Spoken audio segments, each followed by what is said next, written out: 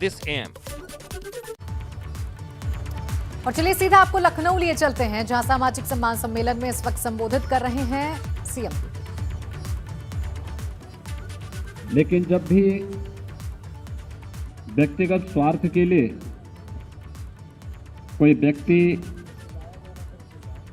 समाज का दोहन करता है, तो भले ही व्यक्ति कितना भी उससे लाभ क्यों न ले ले, समाज कभी उन्नति के शिखर तक नहीं पहुंच सकता। कुछ चीजें हैं जो इतिहास हमें सीखने के लिए और सोचने के लिए मजबूर करता है। भाइयों बहनों, आप में से बहुत सारे लोग होंगे जिन्होंने वो दृश्य देखा होगा जब अफगानिस्तान के बामियान में महात्मा बुद्ध की 2500 वर्ष पुरानी मूर्तियों को तालिबान ने तोप लगा करके तोड़ा था। आप में से वो दृश्य किस लोगों ने देखा था? आज से लगभग 20 वर्ष पहले की घटना है। और तालिबान की उस क्रूरता को दुनिया ने भी देखा था। बुद्ध ने दुनिया पे कभी युद्ध नहीं थोपा।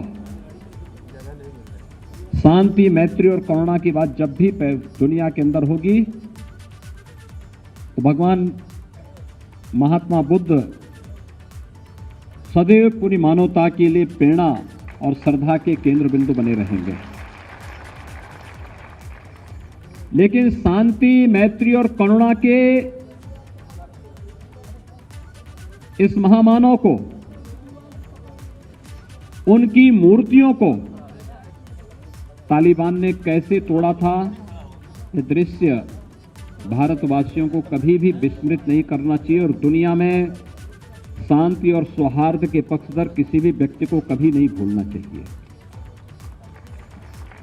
क्योंकि बुद्ध ने तो करुणा की बात की, मैत्री की बात की, शांति की बात की। बुद्ध की प्रतिमा को तोड़ने का मतलब शांति को तोड़ना, भंग करना, दुनिया के अंदर आपसी सौहार्द को नष्ट करना। और हम लोगों ने तब भी, मैंने 1999 में इस बात को कहा था, तब भी मैंने इस बात को कहा था कि इन्होंने महात्मा बुद्ध को, इसके माध्यम से भारत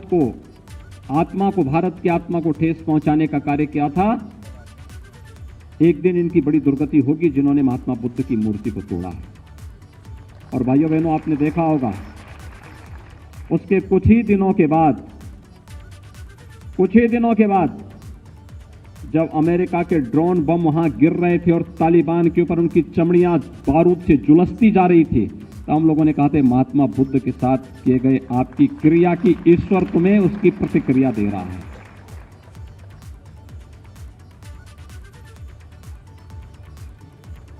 आप मुझे बताइए, भारत का राष्ट्रीय चिन्ह क्या है?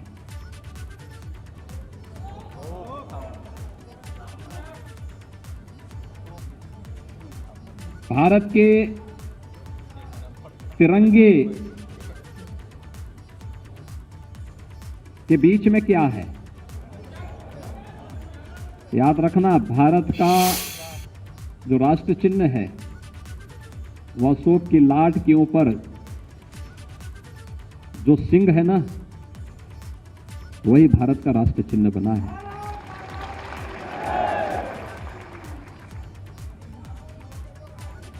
और भारत के आन, मान और शान के प्रतीक तिरंगा में बीच में जो मणि है वह धर्म चक्र है। धर्म चक्र प्रवर्तनाय की प्रेरणा। ये दोनों की प्रेरणा कौन देता है? अशोक। भारत का स्वर्ण युग कौन सा था? चंद्रगुप्त मौर्य का था। भारत की सीमाएं कहां से कहां तक फैली थी मालूम है?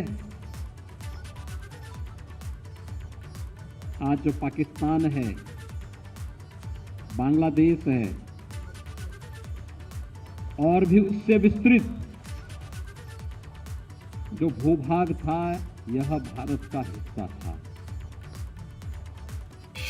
विस्तृत भूभाग तो भारत का हिस्सा हुआ करता था, लेकिन समय के अनुरूप हम अपनी एकता को बनाए नहीं रख पाए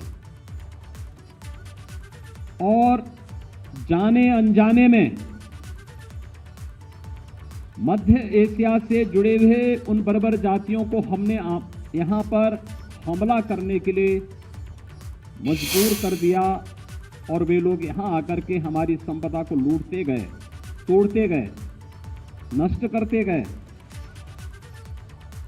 और एक समय वो था जब चंद्रगुप्त मौर्य का सामना, यानी इतिहास कैसे विकृत किया जाता है। इतिहास ने अशोक को या फिर चंद्रगुप्त मौर्य को महान नहीं बहुत बताया। किसको बताया? चंद्रगुप्त मौर्य से जो हारा था वह सिकंदर को महान बता दिया। कितना धोखा देश के साथ हुआ है, लेकिन इतिहासकार इन सब मुद्दों पर मौन है। कारण है, अगर इस सच्चाई जिस दिन भारतवासियों के मन में आ जाएगी तो समाज फिर से खड़ा हो जाएगा, और समाज जब खड़ा होगा तो देश खड़ा हो जाएगा। प्रधानमंत्री मोदी जी आज इस देश को ही खड़ा कर रहे हैं। एक भारत श्रेष्ठ भारत की जब बात होती है, इन्हीं सब मुद्दों को लेकर के होती है। याद करिए, आज से 7 वर्ष पहले देश का कोई गांव ऐसा नहीं था जिसमें आप पैदल चल सकते हो, गंदगी मिलती थी। आज हर गांव में आप जा सकते हैं, साफ सुथरा माहौल मिलता है, क्योंकि हर एक गरीब के घर में शौचालय आ गया है। 2014 के पहले आवास योजना का लाभ चेहरा देख करके मिलता था। सत्ताधारी दल के हैं तो मिलेगा, नहीं तो नहीं मिलेगा। विधायक आपकी जाति का है तो मिलेगा, नहीं तो नहीं मिलेगा। आज तो देश के अंदर 10 करोड़ लोगों को आवास मिल गए। 10 करोड़ लोगों को, 10 करोड़। 10 संख्या कम होगी, लेकिन जब उसको आप बिंदी बढ़ाते जाएंगे ना एक के आगे, और जब गिनेंगे, अकेले उत्तर प्रदेश में यानी कितने बड़ी संख्या में आवास दिए जा रहे हैं। 43 लाख आवास अब तक हम लोग प्रदेश के अंदर यहां के गरीबों को दे चुके हैं। भाइयों बहनों, 5 लाख रुपए की स्वास्थ्य बीमा का कवर। किसी को कैंसर होता था, किसी की किडनी खराब हो गई दुर्भाग्य से, आपने देखा होगा, ये मान लिया जाता था, किडनी खराब हो गई तो मान लिया जाता था कि अब इसका कोई भी हालचाल लेगा नहीं। कैंसर हो गया तो मान लिया जाता असाध्य हो गया बीमारी।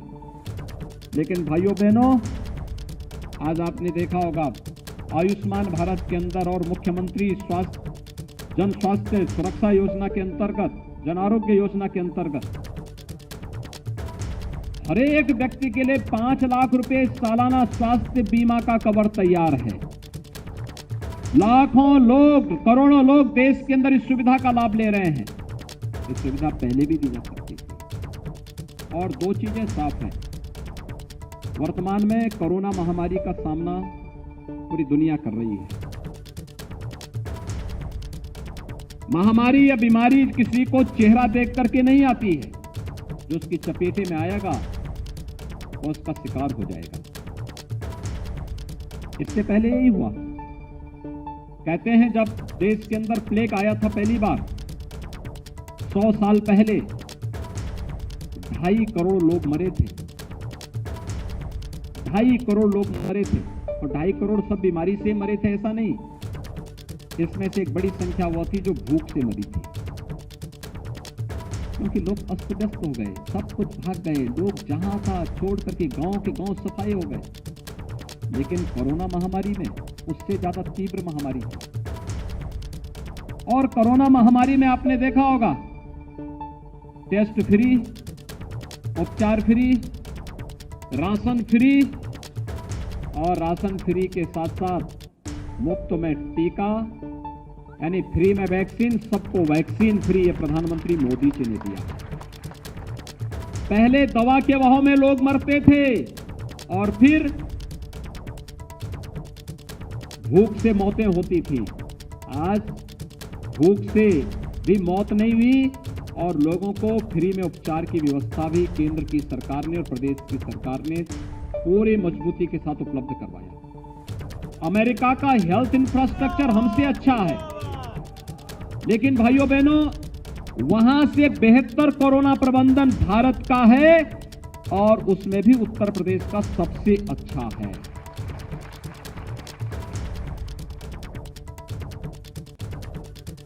ये सभी कार्यक्रम जो हो रहे हैं, अभी 7 महीने के लिए 2020 में, 8 महीने 2021 में फ्री में राशन सबको उपलब्ध करवाया गया।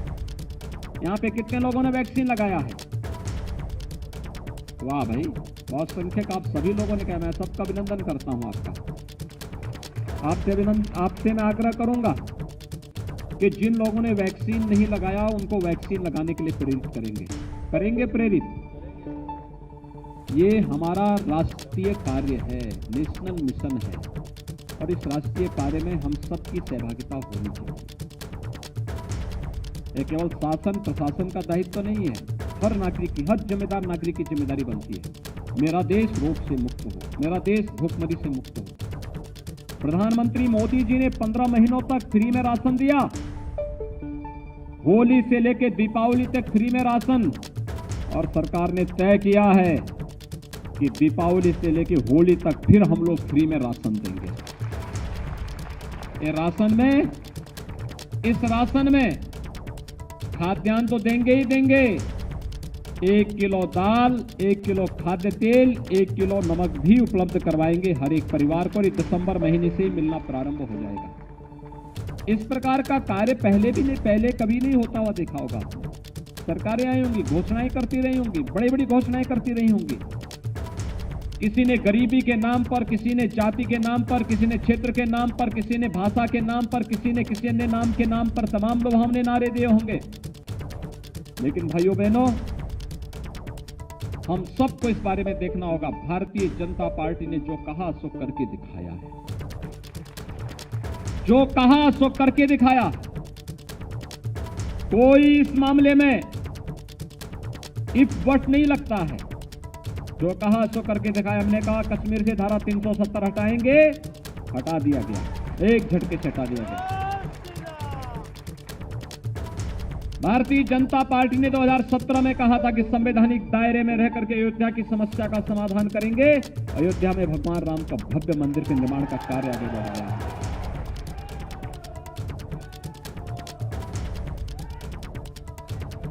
आजादी के बाद कभी भी कोई ऐसा कार्य नहीं हुआ पिछली सरकारों के कालखंड में जो कहा जा सके कि भारत के गौरव को आगे बढ़ाता हो। याद करिए, नालंदा में अंतर्राष्ट्रीय विश्वविद्यालय अटल जी की देन है। नालंदा का विश्वविद्यालय की चर्चा हो रही थी ना यहाँ पे भी। वह अटल जी ने फिर से उसका पुनर्निर्माण कराया। उसको किसने तोड़ा था? भाइयों बहनों, हमें नहीं भूलना चाहिए। जो लोग विभाजन की बात करते हैं, एक प्रकार से प्रत्यक्ष रूप से तालिबानीकरण को वह समर्थन देने का कार्य करते हैं। और आपने देखा होगा, तालिबान जैसे ही फिर से अफगानिस्तान में घुसा, तमाम स्वर उभरने लग गए थे तालिबान के समर्थन में। कठोरतापूर्वक कार्रवाई की गई, तब स्वर शांत हो पाए। तालिबान का समर्थन का मतलब मानवता विरोधी शक्तियों को समर्थन देना। बुद्ध के शांति और मैत्री के संदेश को रोकने की साजिश का हिस्सा है तालिबान का समर्थन करना।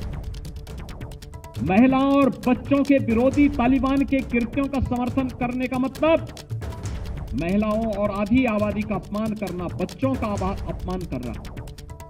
और कुछ लोग उस दिशा में आगे बढ़ाना चाहते हैं। हमें उससे सावधान होना होगा। एक दूसरा, महात्मा बुद्ध से जुड़े हुए सर्वाधिक स्थान उत्तर प्रदेश में। और कुशीनगर को अंतर्राष्ट्रीय हवाई अड्डा देने का काम भी प्रधानमंत्री मोदी जी ने किया है, उसका उद्घाटन भी हो गया है। और एयरपोर्ट का नाम भी किस नाम पे रखा गया है? महात्मा बुद्ध के नाम पर, भगवान बुद्ध अंतर्राष्ट्रीय हवाई अड्डा।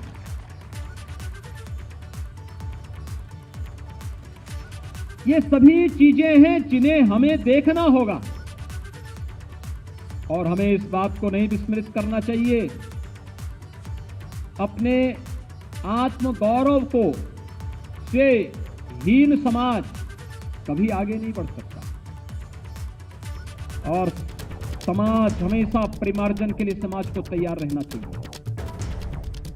समाज विकास के पथ पर अग्रसर बढ़े, लेकिन अगर कोई विकृति आ रही है, इससे समाज के विकास में बाधा बनती है, तो हम लोगों को लगातार उस दिशा में प्रयास करना चाहिए। आज के इस अवसर पर मुझे प्रसन्नता है कि पश्चिम से भी यहाँ कार्यकर्ता यहाँ मौजूद हुए हैं, समाज से जुड़े हुए लोग पश्चिम से भी आए हैं, पूरब से भी आए हैं, काशी क्षेत्र से भी आए हैं, मध्य क्षेत्र से भी आए हैं और बुंदेलखंड से भी आए हैं। हर एक जगह से आए हैं लोग। एक उत्साह, एक उमंग। आप सबसे मेरी अपील है, एक एक व्यक्ति के पास जाइए, एक एक को बोलिए। आप याद करिए, विपक्ष के पास मुद्दा नहीं है, वह सरदार पटेल का अपमान करना चाहती है। राष्ट्र नायक सरदार पटेल एक ओर हैं और दूसरी तरफ इस राष्ट्र को तोड़ने वाले जिन्ना दूसरी तरफ हैं। वो जिन्ना का वे लोग समर्थन करते हैं, हम सरदार पटेल का समर्थन करते हैं। क्योंकि अगर सरदार पटेल नहीं होते तो भाइयों बहनों, भारत की स्थिति क्या होती, कल्पना से ही एक रोंगटे खड़े हो जाते हैं। याद करिए, जब सरदार पटेल स्वतंत्र भारत में अंग्रेजों ने छोड़ दिया था, बिल्कुल लावारिस छोड़ दिया था, उन्होंने कहा था जिसकी मर्जी आई जहां जाए, और तब सरदार पटेल के हाथों ये जिम्मेदारी आई थी। देश के उप प्रधानमंत्री और गृह मंत्री के रूप में उन्होंने पूरे भारत को एकजुट करने का जो अभियान प्रारंभ किया, जूनागढ़ का नवाब और हैदराबाद का निजाम, ये दोनों कहते थे कि नहीं, हम नहीं भारत गणराज्य में शामिल होंगे। सरदार पटेल ने कहा कि सीधी बातों से मानोगे ठीक है, नहीं तो टेढ़ी हाथ टेढ़ी उंगली से भी हमें घी निकालना आता है। और जूनागढ़ का नवाब तो अपने पालतू कुतिया को लेकर के भाग खड़ा हुआ पाकिस्तान जाकर, अपने बीवी बच्चों को छोड़ गया यहीं पे। और हैदराबाद का निजाम भी बहुत अकड़ रहा था। तो सामाजिक सम्मेलन में संबोधित कर रहे हैं जहां